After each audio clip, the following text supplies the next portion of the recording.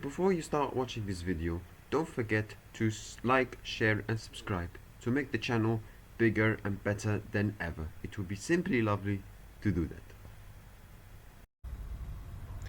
Hello guys, and welcome to a new episode of Football and F1 Show today. Today I'm going to talk about some transfer news because recently it's been a bit quiet, but I'm going to talk about a few of them. I'm also going to talk about Manchester United, and I'm pretty sure you guys know why. And I'm going to obviously preview Formula One, the former Dutch Grand Prix, alongside the news that Cadillac brought in drivers like Bottas and Perez. But let's start with the football. Transfer news: Lucas Vazquez officially leaves Real Madrid to join Bayer Leverkusen on a free transfer.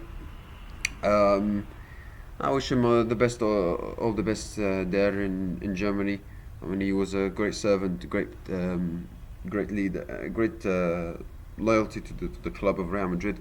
He didn't play a lot of games, of course, but he was not a regular starter. But he always stayed loyal to Real Madrid. He was a great servant to the club, and won lots of trophies. So yeah, I wish him all the best. And yes, yeah, maybe made a fun of him like in the last 12 months, him playing a right back for example for Real Madrid. But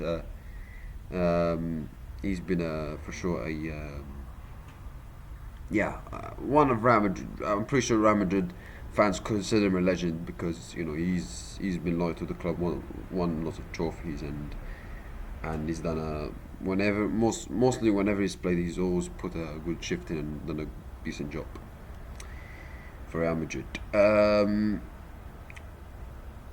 Also, there's another news that happened. Julian Encesco, he was gonna go to which team he should have went to, because I heard he had a medical failed. So he's transferred to Strasbourg, Chelsea, because obviously Todd Bowley owns both of those clubs. He did not pass his medical, and he will return to Brighton. He was asked to undergo extra tests due to his injury history and to avoid the repeating mistakes made with Lavia and Wesley Fofana. I mean, I mean, I've seen players, failing medicals in the past. Willian to Tottenham, Fekir to Liverpool, Boniface to AC Milan recently.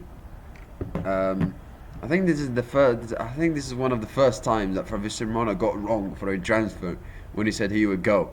But obviously this is something he cannot control. He said the transfer, here we go, means transfer agreed, not completed, and people failing medical is not something in Fabrizio Romano's control. So yeah, but yeah, this is not the first time it happens in football. We've seen other players happen to them in the past. So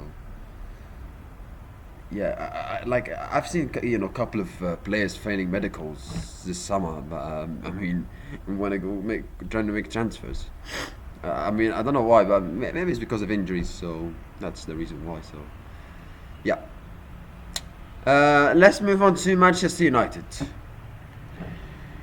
And of course, guys, what I'm talking about. They played Grimsby Town in the Carabao Cup away from home. Firstly, they're playing in the second round because they're not playing European football. So the teams who play European football, like City, Liverpool, Chelsea, etc., Crystal Palace, Newcastle, Nottingham Forest, they play in the third round. Whereas the teams who are not going to play European football, they're going to play second round of the Carabao Cup. And Manchester United are one of them, and they played against Grimsby Town away, and you think yeah, Grimsby Town, come on, they should win. They were losing 2-0. However, they made a comeback in the second half, scoring 2 goals from Mbuemo and Maguire, and then it was a crazy penalty shootout. Crazy penalty shootout. Probably one of the craziest penalty shootouts I've ever seen watching football. But Grimsby Town goes on to win it as Mbuemo missed it, which was icing on the cake for United's problems, and Grimsby Town beat United. So, first of all, congratulations to Grimsby Town. You know, they're winning 2-0, and they managed to hold their nerve. Yes, United got back in, scored 2 goals, but they managed to hold their nerve, keep composure, and penalties especially. So, you know, great moment for Grimsby Town. Congratulations to them. Great moment for their fans, and happy for them. So well done, congratulations, and they deserved it. They deserved it. I thought the goalkeeper of Grimsby Town was fantastic, by the way. So not a penalty, but in the match. So well done. Let's move on to Manchester United. I mean, what do you want me to say? What do you want me to say? Like, listen, I've seen teams in the past play with a false striker, with a false nine. But this is the first time I've seen Manchester United, I've seen a football team play with a false goalkeeper. And that's Adrian Onana. Like, this guy is a clown. That guy is a clown. I mean, Binder is terrible, as it's shown. Onana is not good enough. And listen, they're gonna sign a goalkeeper very soon from Antwerp. But you know, why doesn't Ruben Amorim play Tom Heaton? If you play Binder in the first games in the Premier League, then Sean in the games like Carabao Cup and goalkeepers who have experience in English football play it like Tom Heaton. Tom Heaton has a huge experience in English football, you know, and he has experience in playing this kind of pitches in in English football and playing in this kind of teams in the Championship, etc. And the playing in grounds that are very, very small, stadiums that are small, and the dressing rooms are small. So yeah, like, but like this is not that, like, you see Amorim, you know, doing this, you know, and this, in this, in his side, you know, doing the tactical ball, the coaching side, like, you are playing against Grimsby Town. You're not playing against peak Barcelona, peak Real Madrid, peak Manchester City, or peak Liverpool, or whatever. You're not playing against those sides. You're playing against Grimsby Town. Like, and you're doing this, and you trying to figure out where are the spaces to beat them, and where are the options to beat them, and what is the solution. Oh my God, like, like, what is this? Honestly, like, I've heard people saying that Bruno Fernandes is the problem. Listen, Manchester United is not one man problem. It's all problem. All. The problem comes from all. The manager, the players, the owners, everything.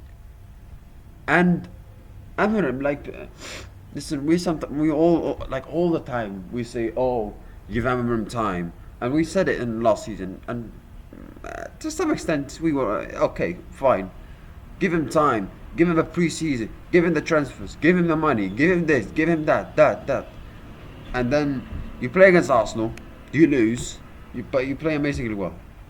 And then, by the way, he said after the game that we showed that we can beat any team in the Premier League. That's what he said. We show that we can beat any team in the Premier League. And by the way, they lost to Arsenal. They played an amazing run, but they lost to Arsenal. And they drew to Fulham. They were poor against Fulham. And they now lose to a League 2 side. And in the Carabao Cup, like, how embarrassing is this? How embarrassing that you're a team that is so low, so low, and you see your manager trying to do a tactical board and to do this Pep Guardiola thing to try to beat Grimsby Town. Grimsby! Like, it's like honestly, to be honest with you, I feel so sorry for Manchester United fans. I don't listen. I don't feel sorry for Amorim. I don't feel sorry for the players. I don't feel sorry for the owners. I'm not a Manchester United fan. I'm a neutral football fan. but I feel very, very sorry for Manchester United fans. You know, every week having to watch this garbage of a football team. Every single, week and month, and you have to watch this team play football. I feel sorry. I feel very, very sorry for them. And one of the biggest problems of United fans is, do you know what one of the biggest problems in their life is following Manchester United. In the jobs is following Manchester United. That's the problem, because what's the point of watching Manchester United? What's the point? Like, yeah, listen, you love the club, you're a die-hard United fan, and you support them through thick and thin, right? But what's the point? What's the point of following this Manchester United side? Like, we before the start of the season, we all said, surely they're going to come back.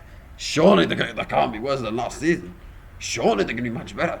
Surely the signings of Mbuemo and Cunha and etc. will make Man United better. Surely Amr will do well. Surely.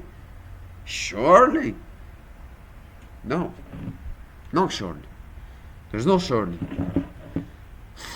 The only thing that is sure in life is that Manchester United are rubbish. That's the only thing. Like, you lose to Grimsby Town. Like, honestly, like, what is this? Like, listen, I don't support Manchester United, but as a football fan, I'm like, what has happened to United? Really, it has gone that low, losing to Grimsby Town. Like, it's incredible. Like, and listen, I've seen Man United fans saying Amorim out, sack Amorim. To be honest with you, after this game, I don't blame them. I don't blame them. You lose to Grimsby Town. Who do you think you are? Like, I'm sorry. There's no way back for United after this. There's no way back for Amorim after this. There's no way back. Like, you lose to a team like Grimsby Town. Like, come on, that's embarrassing. That's probably the most humiliating defeat in Manchester United history. I think the last time I remember they had a similar defeat to this was when they lost to MK Dons years ago, when they had Van Gaal as the manager, 4-0. That was embarrassing, because not only they lost to that team, they only lost like 4-0. Like, but this is this is the first time they lose to a fourth tier team. So, like, it's incredible. Like, United, it's like, it's become a club that is nobody appreciates, nobody recognizes, nobody wants to follow, nobody wants to watch. It's become a club that no neutral fan. They're like, what's the point of watching Manchester United? You're wasting your time. What's the point? Like, go play golf, go play I don't know, basketball, go watch F1, go do this. What's the point of watching Manchester United? There's no point. Listen, I'm talking like this not because I support Manchester United, because I don't support Manchester United, but as a football fan, I'm like, how United have gone this bad? How so low they've become as a club? Like, and the owners, St. Jim Ratcliffe and those people, huh? No way, they are cowards. The cowards. There's nothing to say other than that. So, yeah. I mean, what's the point? Other than that, what's the point to talk about Manchester United? Like, I'm gonna say the same thing about what I said in the past. There's no point of watching, saying the same thing about United, because it's useless. It's useless to talk about Manchester United. It's so useless. You're wasting your time of your life. You're wasting your time. When you have a life, maximize the time of your life. But don't talk about Manchester United, because it's so, like, useless talking about them. You know? Let's move on to Formula 1.